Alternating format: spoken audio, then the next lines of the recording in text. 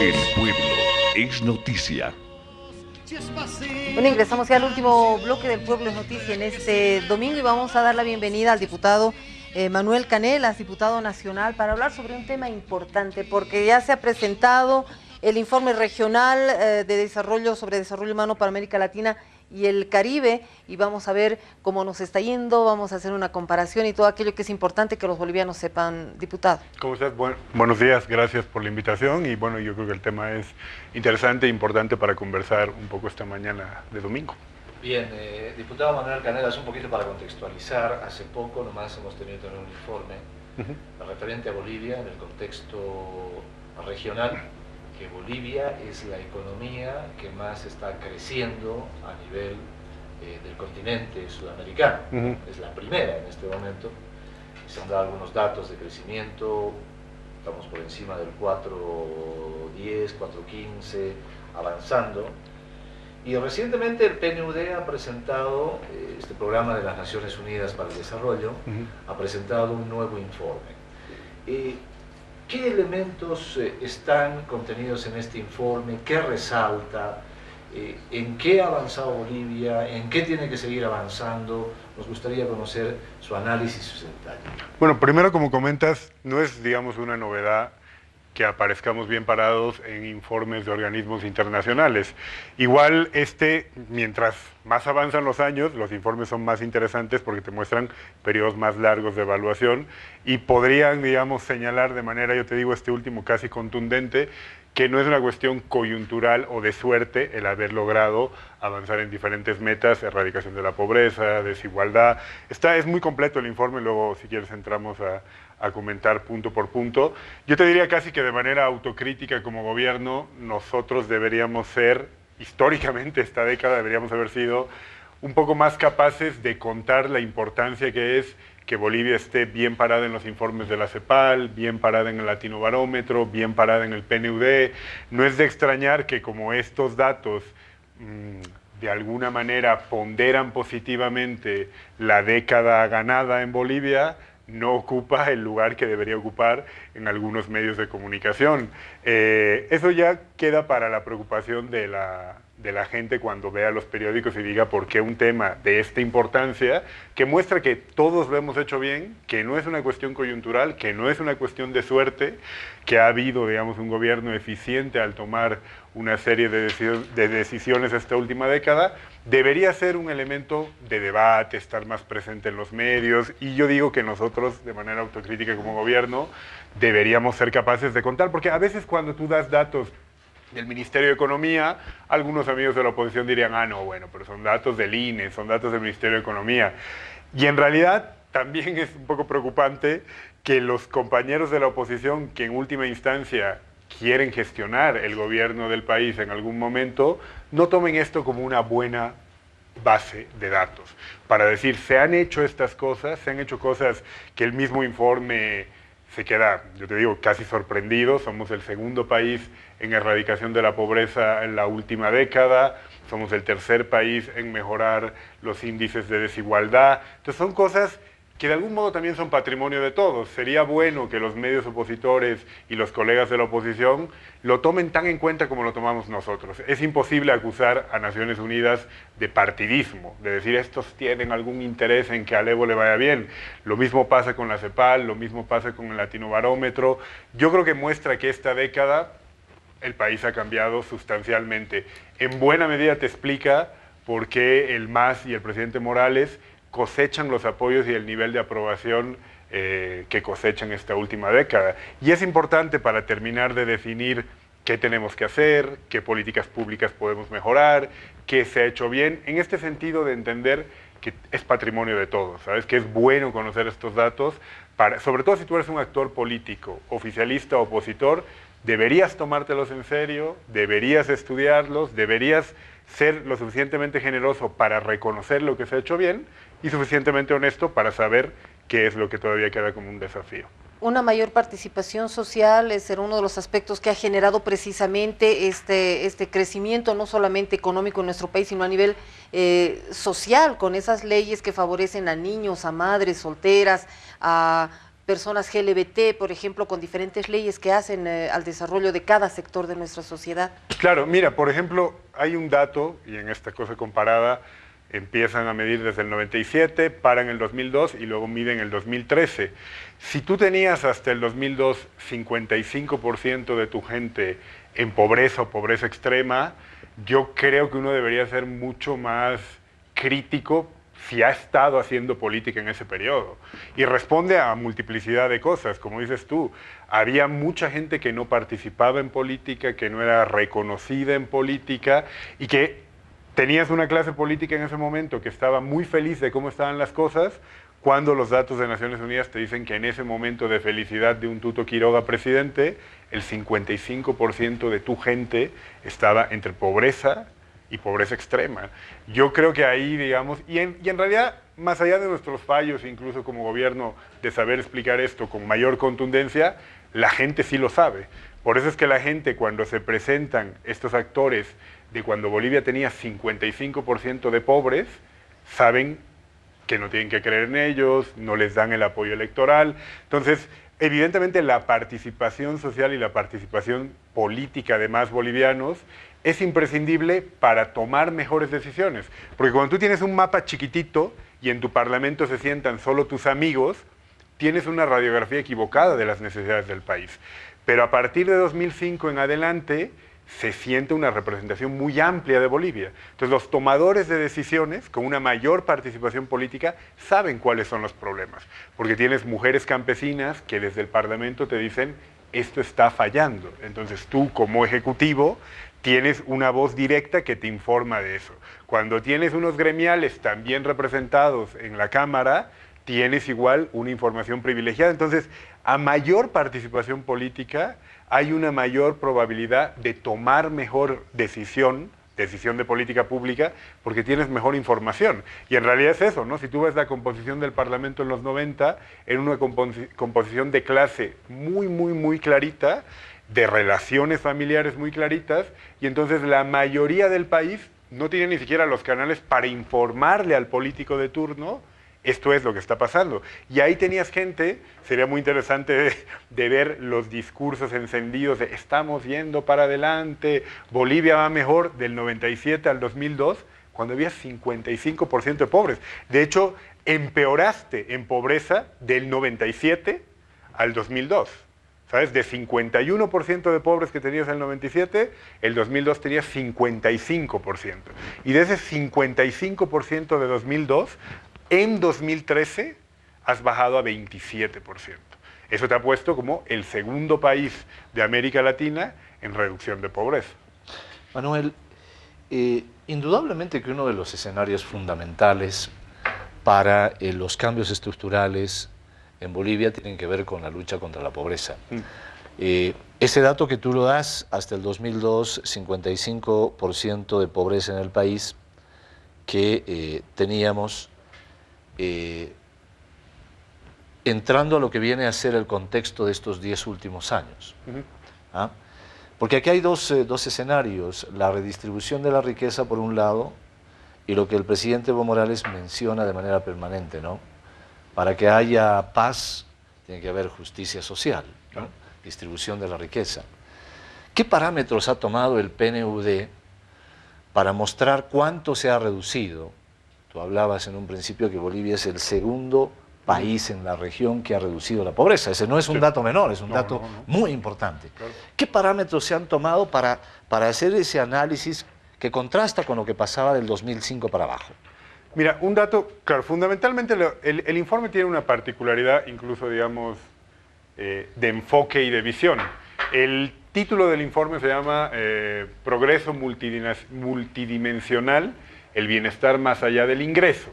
Entonces, es también un viraje incluso metodológico en la última década en el propio PNUD y en los economistas, si quieres, más, digamos, más mainstream del desarrollo, de empezar a incluir otro tipo de criterios y de valores para medir el progreso. En todo caso, este dato de la erradicación de la pobreza fundamentalmente se mide desde el ingreso, ¿no? Pero ellos mismos reconocen que están ampliando su mirada y ampliando el enfoque para medir con otro tipo de variables el bienestar.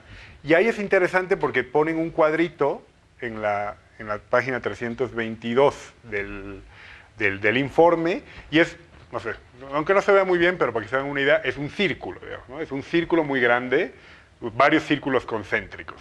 Entonces, lo que dicen en este tipo de anexos, acá, no hace falta enfocarlo mucho porque es mejor explicarlo porque tiene muchos datitos, pero lo que ellos hacen es lo siguiente. Reconocen que la manera de medir el bienestar solo desde el ingreso tiene unas limitaciones, y en el propio informe empiezan a introducir algunas ideas para ampliar esa medición. Y uno de los fundamentos que ha permitido, digamos, ampliar esta discusión son las ideas del vivir bien. Porque tú sabes que hasta los 90 habían criterios económicos muy duros y muy cerrados para medir el bienestar. Era, si tú ganas este dinero, tal, tal, tal. A partir, y en eso reconocen en algunas páginas incluso el aporte de la visión ecuatoriana boliviana, de incluir otro tipo de aspectos, desde incluso percepciones subjetivas o apartados clásicos que son importantes pero que no entraban en la visión clásica más bien. Entonces, en este mapa de círculos, lo que te dicen es, solo evaluando las cosas desde el ingreso de salario bruto, Bolivia, solo desde esa mirada, debería cumplir algunas metas. Pero como se incluyen otras cosas para entender el bienestar, Bolivia ha cumplido varios objetivos por encima de lo que le permitiría solamente su ingreso. No sé si me estoy explicando muy bien. Digamos, intentando que haya esa visión superadora de medir el bienestar, esta gente incluye otro tipo de cosas. Y ahí hacen unas entrevistas cualitativas, que es muy importante, que dicen que para la mayoría de los latinoamericanos, la idea de progreso no está solo asociada a la mejora del ingreso, sino que la idea de progreso tiene una relación con la comunidad, con la familia, de progreso común. Lo que se dice, lo que el presidente nos decía, que vivir bien no es vivir mejor. Exactamente. Sí. Entonces, por eso, digamos, yo te diría que de algún modo el sustrato de este cambio de enfoque es ese paradigma que puso en circulación el vivir bien y el buen vivir en el Ecuador. Entonces, cuando ellos lo contrastan con trabajo cualitativo, con entrevistas a gente, efectivamente para los latinoamericanos y evidentemente para los bolivianos, el progreso no solamente se mide por tener más dinero. Entonces, es interesante de ver que para la mayoría de los latinoamericanos hay una noción compartida de progreso. Yo avanzo en tanto en cuanto mi compañero, mi familia, mi amigo, mi conciudadano avanza. Entonces, ahí también te muestra lo equivocados que estaban en los 90 los que dictaban las políticas. Porque primero era solo vamos a medir el crecimiento que terminará en derrame a los sectores populares y así mejorarán. Y aparte con toda una idea de decir el progreso se debe a tu esfuerzo individual, solamente. El que no avanza es porque es un vago, el que es pobre es porque es culpable de ser pobre. Esto también es importante a nivel latinoamericano, que a pesar del neoliberalismo imperante en los 90, la gente siga teniendo un valor del progreso compartido. Y va mucho con el discurso y con la práctica del presidente y del gobierno, y de nuestro gobierno, ¿no? Intentar privilegiar esa idea de recuperar la comunidad en lo rural, de que el destino de un boliviano pobre es responsabilidad de los otros bolivianos también. ¿Sabes? Entonces a mí me parece, y esto es básicamente el espíritu de todo el informe, ¿sabes? De todo el informe. Tratar de ver una mirada más amplia que mide solo el bienestar desde el ingreso, complementando con estas cosas. Y lo interesante de ver es que nosotros estamos bien desde la mirada clásica que mide solo el ingreso, porque midiendo solo el ingreso somos el segundo país que ha erradicado pobreza, somos el tercer país que ha mejorado la desigualdad, y también en una visión amplia, ¿no? Entonces, en realidad, en casi todas las estadísticas, excepto en problemas más viejos, la calidad del empleo, sigue siendo un problema el embarazo adolescente, siguen habiendo unos problemas históricos que hemos tenido como país, pero en la mayoría de las estadísticas, yo creo que es motivo de orgullo, y así lo dijeron en la presentación, ver que Bolivia está a la cabeza de los diferentes rankings. Tú piensa, y con esto termino el apunte, que el 97 había 17% de pobreza extrema, ultra pobres. O sea, de hecho, la definición de ellos es ultra extrema. 17% de ultra pobres. El 2002 aumenta 22% de ultra pobres. sea, es gente que realmente está en la miseria más absoluta. 17% en 97, 22% en 2002 y el 2013 6%. ¿No? Entonces la reducción es realmente sustancial y ha sido, yo creo, tan efectiva porque ha tenido esa visión como holística del problema. ¿Sabes? Vamos a fortalecer a la comunidad porque fortalece el bienestar de la gente que es parte de la comunidad. Claro, y en esos temas que tú señalabas holísticos, hay esta relación, armonía con la madre tierra, por ejemplo, que es uno de los elementos que no sé si también los considera el PNUD, pero que también hacen la diferencia de lo que significa en el contexto, en lo como se está moviendo nuestra estructura. Manuel, en los parámetros que da el PNUD para señalar que Bolivia es el segundo país en reducción en la pobreza, y esto hay que hacerle énfasis de manera permanente, Bolivia ha trazado un camino hacia el 2020 y hacia el 2025, ¿no? Ya como estructura de planificación, hecha para reducir precisamente, por un lado, la extrema pobreza, la pobreza, de acuerdo a los últimos datos que hemos escuchado, más de 2 millones de personas, o cerca de 2 millones de personas, han cambiado su condición de ingresos, ¿no? de pobres a mejorar sus ingresos en los últimos años. Tomando en cuenta ese contexto, ¿qué ruta, la ruta que está siguiendo, lo analiza el PNUD, la ruta que está siguiendo Bolivia y el enfoque de planificación que tiene hacia el 2020-2025 es la ruta correcta para llegar a los niveles que se ha planificado Bolivia? Por ejemplo, reducir la extrema pobreza a un dígito para el año 2020 y avanzar en los otros temas que tienen que ver con los sectores tradicionalmente e históricamente que fueron marginados. Comentando rápidamente algunos datos, por ejemplo, con esto del tema del medio ambiente, yo creo que nunca se hacen suficientes cosas para proteger al medio ambiente. Pero claro, la caracterización del gobierno como la cosa más atroz con el medio ambiente tampoco es ajustada, porque en este cuadro, por ejemplo, que ellos tienen de lo que has hecho con tu ingreso, en muchas cosas Bolivia ha hecho más de lo que le permitiría ese ingreso.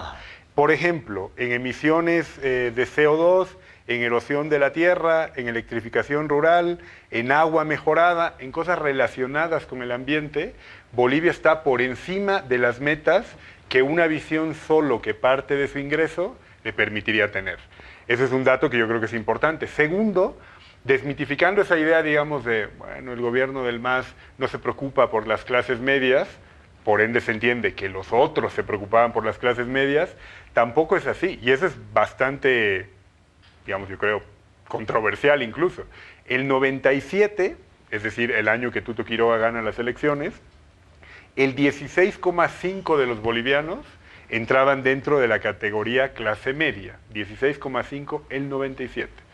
El 2002, digamos el año que Gonzalo Sánchez de Lozada y Carlos Mesa asumen el poder, 13,2% de bolivianos estaban en la clase media. Es decir, durante los supuestos gobiernos que cuidaban a las clases medias y que, por lo menos en el discurso, pero ya vemos que en la práctica no, encarnaban los anhelos de la clase media, disminuye la clase media.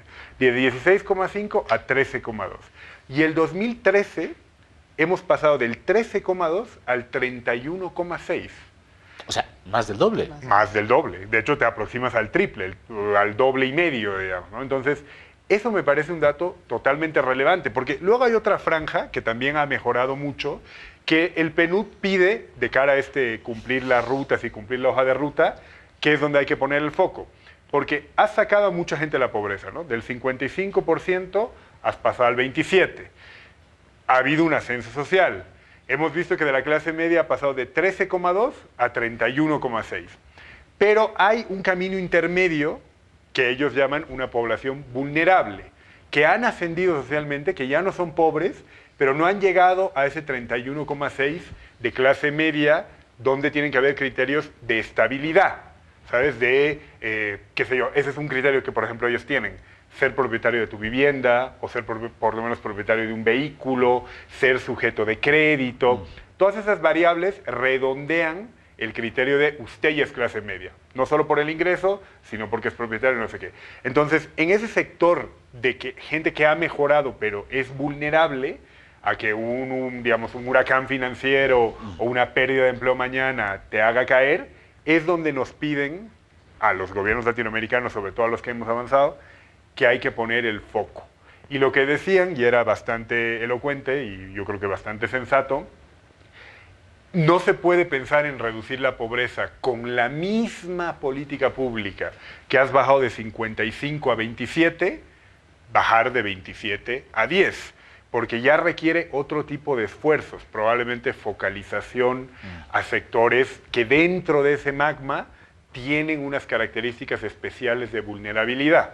Entonces, básicamente lo que decía el PNUD es, hay que hacer un esfuerzo de imaginación para enfocar mejor cómo yo ataco esa nueva reducción de pobreza dentro de ese 27. No hay que pensar que la misma fórmula, que en el caso boliviano ha demostrado ser tremendamente exitosa, por eso somos el segundo país que más ha reducido pobreza, no vas a seguir exactamente haciendo lo mismo, ¿sabes? Entonces ahí tú tienes que tener un mapa y una radiografía más clara de la composición socioeconómica de esos sectores, porque probablemente, decían ellos, ya la efectividad de los bonos y de las transferencias, que ha sido muy grande, realmente lo que ellos dicen es, se ha reducido la pobreza, si tuviéramos que esquematizar en dos grandes factores, por el incremento de los salarios, por el dinamismo de tu mercado interno, y por las transferencias y los bonos, ¿no? O sea, Juancito Pinto, Renta Dignidad. De hecho, hay otro cuadro en el que estamos a nivel de Suecia, aunque no por el contenido, sino por la forma de la política, de cubrir a todos nuestros mayores, por lo menos con algún tipo de renta. Entonces, de cara a tu pregunta, lo que hay que hacer, lo que nos exigen es identifiquen dentro de esos sectores vulnerables y pobres exactamente la composición socioeconómica, los retos, los problemas, esto por ejemplo de no ser sujeto de crédito, de no tener tu vivienda en propiedad. Otra cosa, tema del empleo, que es... Claro, el tema del empleo seguimos, o sea, en desempleo juvenil estamos muy bien, digamos, para lo que partíamos, en cobertura formal de tu economía formal, en empleo estás bien, pero sigue siendo un empleo en condiciones precarias, en algunos casos, sobre todo en el primer empleo, ¿no? Entonces, ahí es donde hay que hilar más fino y hay que hacer políticas, yo creo, un poco más focalizadas. Porque me parece sensato lo que dicen, ¿no? O sea, no todas las fórmulas funcionan todo el tiempo. Has acometido unas transformaciones que cualquier persona responsable debería haber hecho hace 50 años, y eso es lo que has hecho en los últimos 10, entonces tienes que empezar a mirar un poco más fino para atacar eso que queda. O en el tema de ahorro, por ejemplo, ¿no? La gente que ahora tiene posibilidad de ahorrar un poco para que luego si surge una suerte de crisis, pueda todavía con esos ahorros poder mantener un nivel estable. También. Y el tema de la fiscalidad. Guatemala está a la cola de los países con presión fiscal. Me parece que es como el 15% de presión fiscal. Y Brasil es el techo. Creo que era 34% de presión fiscal. Parece en Brasil casi un estado europeo, porque en Europa ustedes saben que te cobran muchísimos impuestos, pero que luego te devuelven en forma de hospitales, de no sé qué. Bolivia está como por el 21-22% de presión fiscal y estamos por encima de la media latinoamericana, que es el 18%, me parece la media, 18-19. Entonces, una cosa en relación, por ejemplo, con el ahorro o con este tipo de medidas económicas que podríamos empezar a pensar, es intentar también darle una vuelta a especializar más tu política fiscal. Y yo creo que es una queja recurrente que oímos todos cotidianamente de decir, se han hecho varias cosas, se ha formalizado, recaudas más, pero el gobierno debería ser un poco más exquisito en reconocer, por ejemplo, emprendedores. Abres tu empresa con 3 personas el primer año, ten alguna facilidad fiscal. Incluso para el tema medioambiental, que no estamos mal, pero es un reto gordo, decían probablemente ustedes podrían hacer subvención fiscal a la empresa que se abra para un rubro diferente a hidrocarburos, minería y no sé qué, ¿no? Que sea una empresa sostenible, esa digamos un año tiene alguna facilidad fiscal. Esas son las cosas que hay que empezar a pensar en relación al empleo, a la fiscalidad, al ahorro, de qué manera el Estado es un actor protagónico en pensar estas nuevas políticas, ¿sabes? Porque lo que nos decía George Gray es, a la pregunta de quién corre el riesgo, siempre tiene que ser el Estado, ¿sabes? El que diga, yo voy a hacer un esfuerzo de que 2 años los emprendedores, digamos, tengan bajas tasas fiscales. Las empresas que me aseguran productividad por fuera de la minería y los hidrocarburos, aunque me resienta un poquito mi recaudación fiscal, eso tiene, digamos, buenos resultados a un poquito más largo plazo. Entonces ahí es donde tenemos, digamos, también el informe habla muy bien de lo que se ha hecho esta década, pero te deja tareas por hacer, claro. Manuel, aquí entra un tema que es muy importante, porque estamos reconfigurando también lo que el escenario de Bolivia en los próximos años. El 2019 tenemos elecciones en Bolivia, ¿no? Pero es muy importante, y no sé si hace el análisis el PNUD, la importancia de la estabilidad de un país para la consecución de las metas que tiene. En este caso, una estabilidad política, una estabilidad social, una estabilidad económica de la que estábamos hablando. Porque esos son desafíos también que los tiene que afrontar cada ciudadano, ¿no? El momento de tomar decisiones tiene que ver cuánto hemos avanzado hasta el momento y qué es lo que se tiene planificado hacia el futuro. En ese contexto, ¿cómo la ves, ¿no? desde esos cimientos que ya se han estructurado, los pilares y el edificio que se está construyendo? Pero obviamente eso también puede tener una fatalidad si se toman decisiones equivocadas.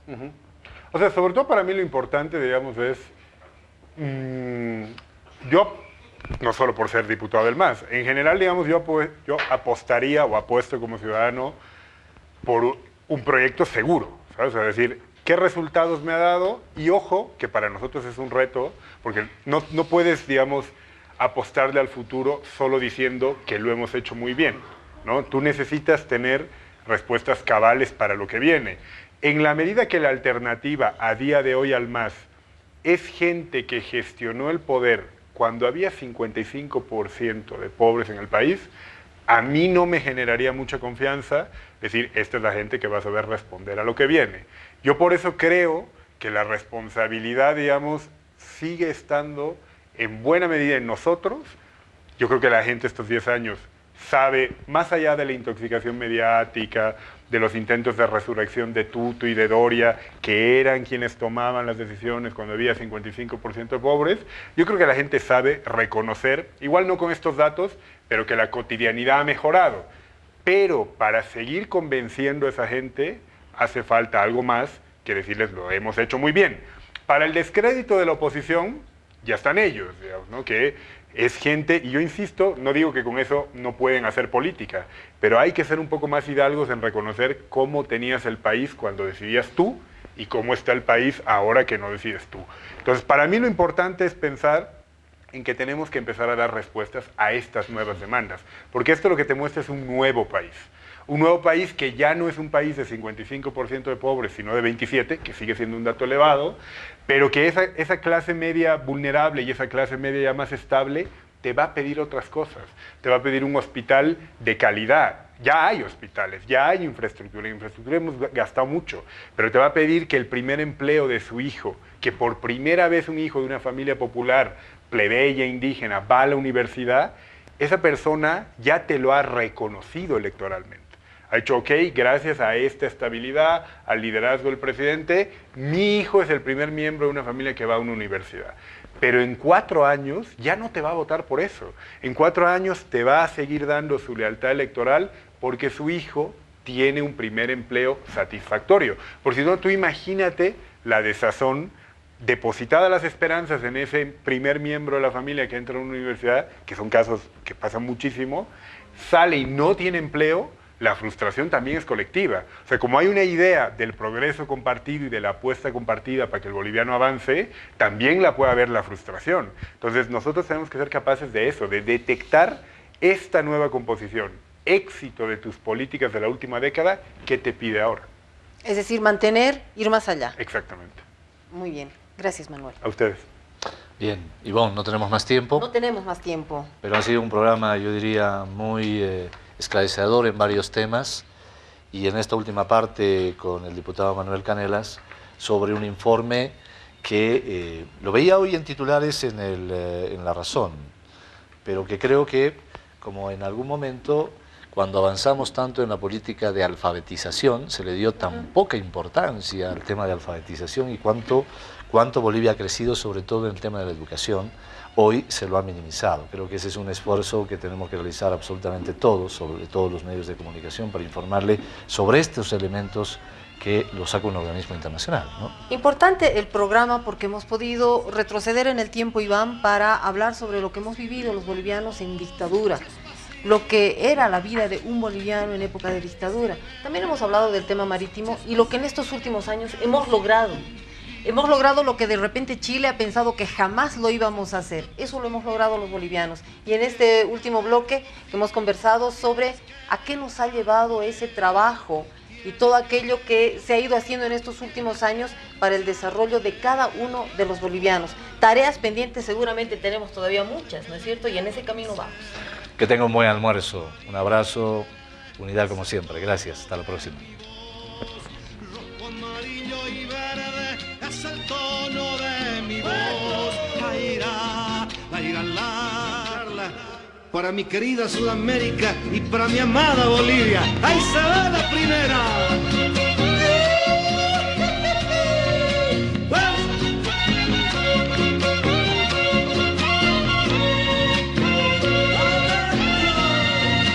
Rojo, amarillo y verde es el tono de mi voz. El pueblo es noticia.